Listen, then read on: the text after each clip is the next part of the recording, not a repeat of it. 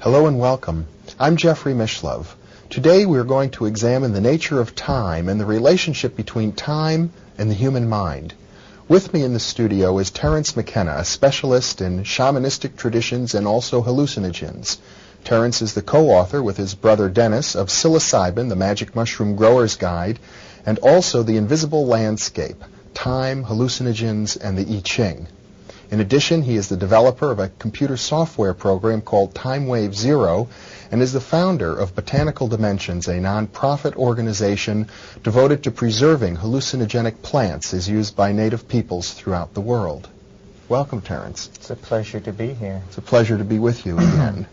You know, shamanistic peoples and early peoples throughout the entire world have all been involved in systems of what we call divination. It could be throwing bones or using the I Ching or looking at the entrails of animals or clouds of smoke, but each system seemed to involve some sort of a unique way of linking the human mind with the very nature of time itself in order to understand cycles of time and understand perhaps even to predict the future. Yes, well, it's certainly true that pre-literate and Aboriginal peoples have had an obsession with time. However, it's an obsession shared by the historical societies as well. Time seems to be the dimension about which we have the greatest anxiety, perhaps because it's the dimension into which we see with the least clarity. Numerous peoples throughout the world have dealt with this lack of clarity as far as time is concerned by developing various methods of divination or sortilege, as it's called.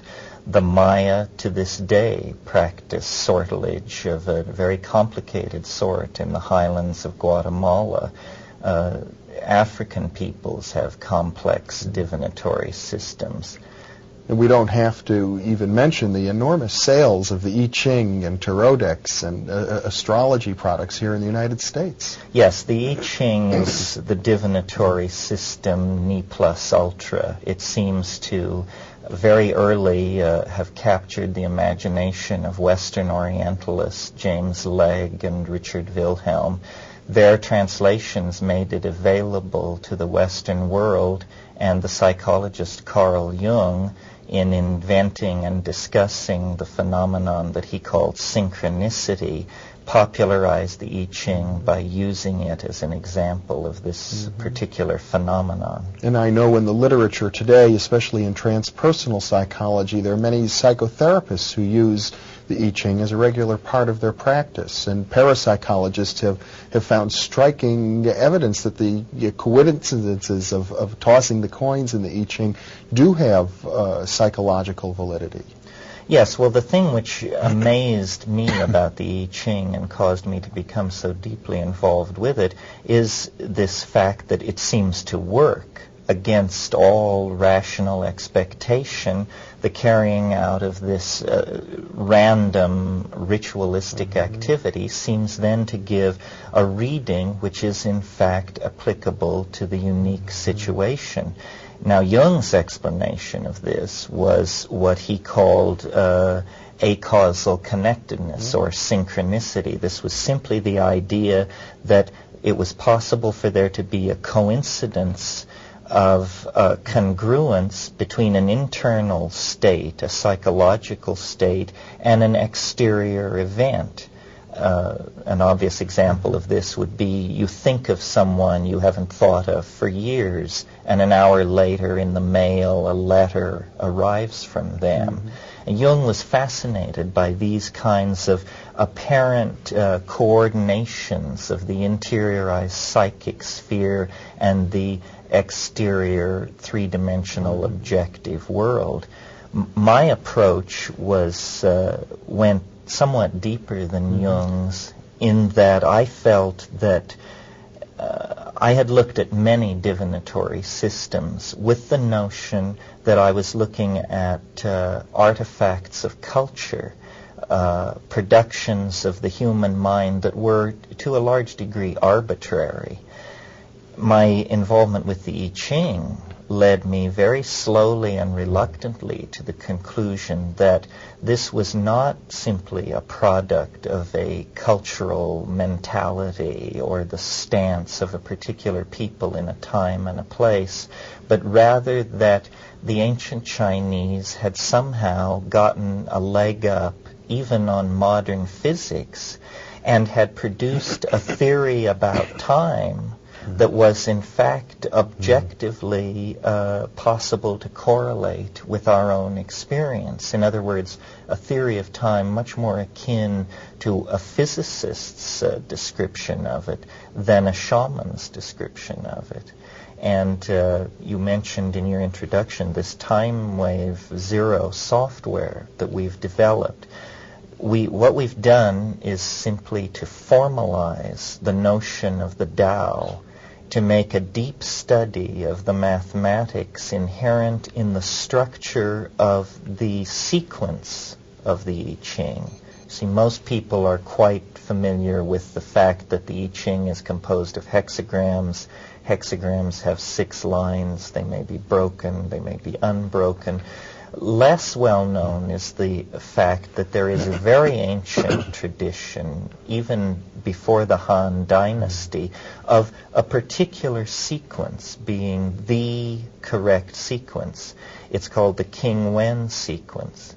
And while it has been agreed upon by all scholars commenting on the matter that the King Wen sequence is somehow primary, no one had ever explained how it was ordered. You mean the order of hexagrams from 1 to 64? That's correct. Why is the first one the hexagram with all solid lines? Why is the second one the hexagram with all broken lines?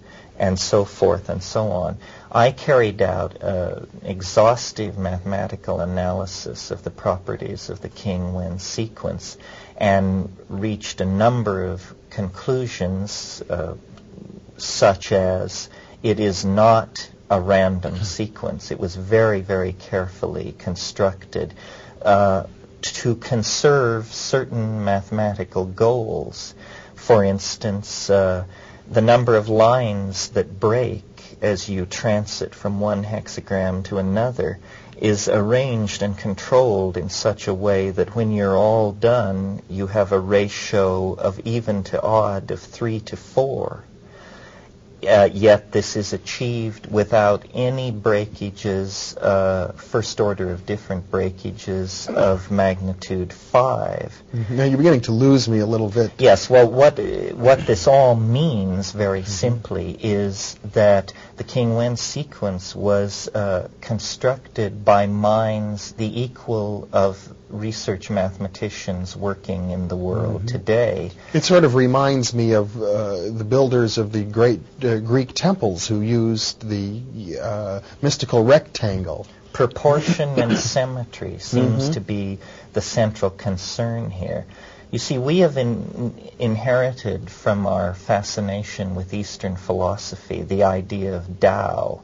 And Tao in the East is a concept which antedates the introduction of Buddhism into China by many, many centuries.